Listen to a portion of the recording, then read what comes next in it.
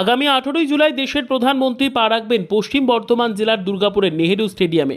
আর সেই নিমন্ত্রণপত্র হাতে নিয়ে মানুষের কাছে যাচ্ছেন আসানসোল দক্ষিণের বিধায়ক তথা বিজেপির রাজ্য নেত্রী অগ্নিমিত্রা পাল। আসানসোলের হীরাপুরের বাজার স্টেশন এমনকি রেলের কামরাতেও নিমন্ত্রণপত্র দিলেন তিনি।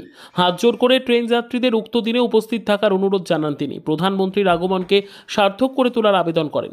পশ্চিম বর্ধমান থেকে কাজল মিত্রের রিপোর্ট, নিউজ সমাজহিতৈষী।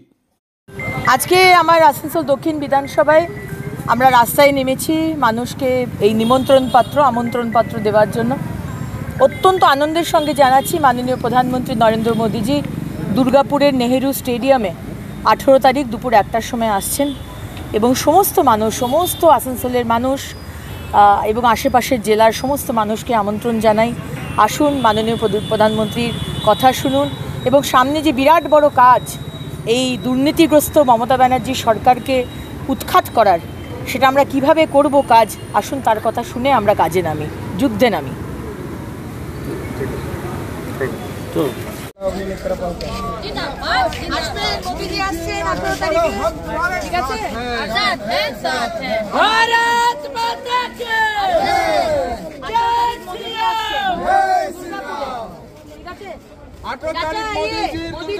জনসভায় দলে দলে যোগ